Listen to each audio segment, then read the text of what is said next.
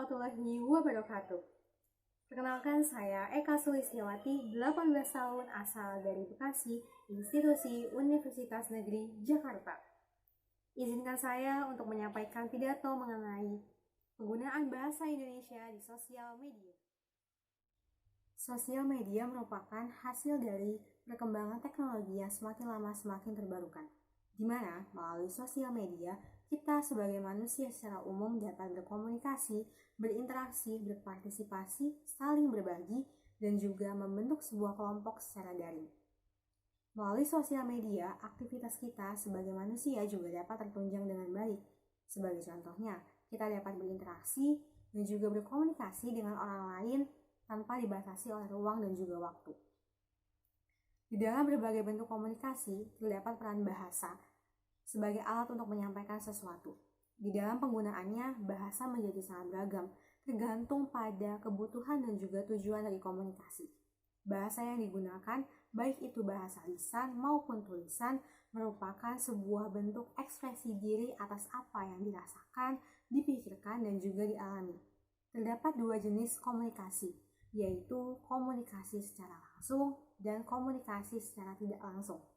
Contoh komunikasi secara tidak langsung adalah menggunakan media sosial. Seperti contohnya kita menggunakan Facebook, Instagram, Line, Twitter, ataupun perangkat-perangkat lainnya. Walaupun bentuk komunikasinya secara tidak langsung, penggunaan bahasa Indonesia yang baik dan benar juga harus tetap diperhatikan. Namun, pada kenyataannya, pengaruh penggunaan sosial media malah berdampak pada kurangnya penggunaan bahasa Indonesia yang baik dan benar di sosial media. Sebagai contohnya, munculnya bahasa gaul sebagai bahasa pengganti di sosial media, bahasa pengganti bahasa Indonesia yang baik dan benar. Terciptanya bahasa gaul mulai menggantikan peran bahasa Indonesia yang baik dan benar dalam berkomunikasi di sosial media. Karena penggunaannya di sosial media, maka perkembangan bahasa gaul menjadi lebih cepat tersebar. Contoh bahasa gaul yang biasa kita gunakan adalah kata sabi yang berarti bisa, kata acu yang berarti aku, dan juga kata takis yang berarti sakit. Selain itu juga, para pengguna sosial media lebih suka menggunakan bahasa yang disingkat-singkat atau kata yang berasal dari serapan bahasa asing. Contohnya, seperti menyingkat kata malas menjadi MLS, menyingkat kata berapa menjadi BRP, dan juga menggunakan kata OTW yang berarti on the way. Penggunaan bahasa yang disingkat dan juga kata yang berasal dari serapan bahasa asing yang tidak diketahui artinya akan membuat orang lain sulit untuk memahami arti dan maksud dari kata tersebut. Penggunaan dua kata tersebut juga dapat mengurangi pengetahuan kita tentang arti kata-kata asli yang seharusnya digunakan.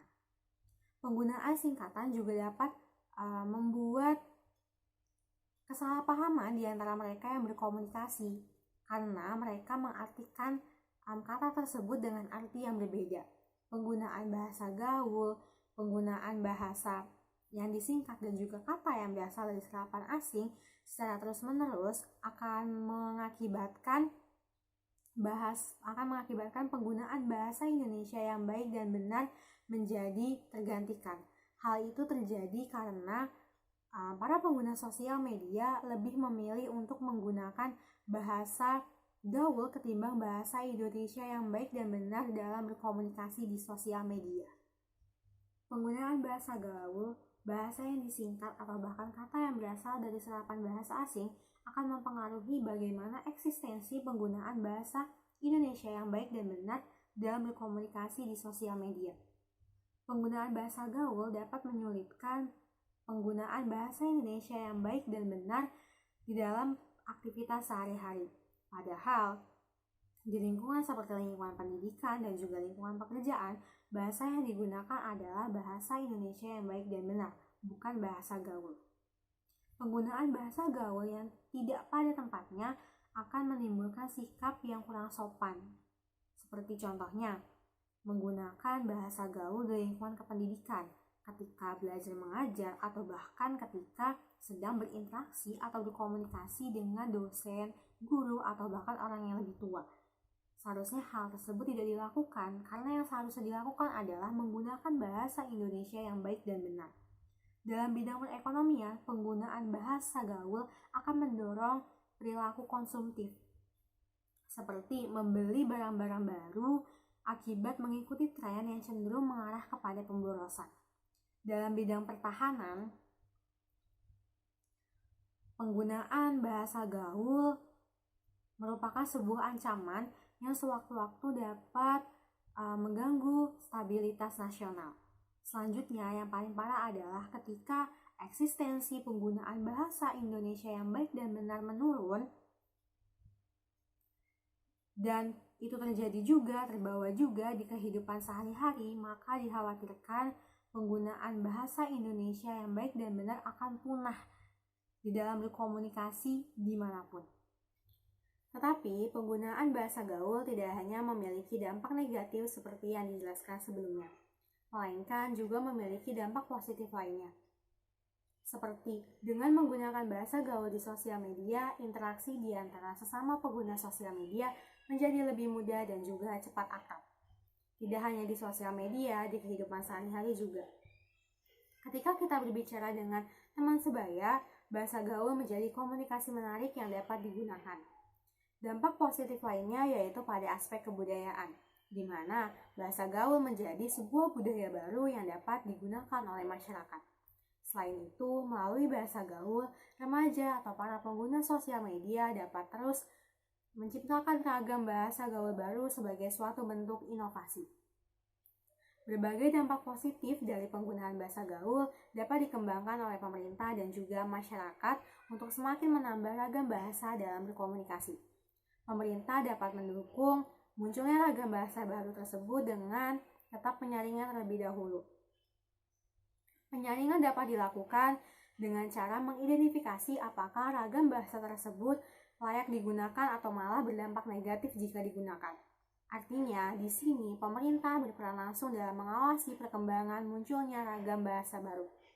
Masyarakat sebagai pencipta sekaligus sebagai pengguna dari bahasa gaul dapat terus berinovasi dengan menciptakan ragam bahasa gaul baru dengan tetap memperhatikan dan mengetahui arti kata dan juga makna dari kata yang sebenarnya.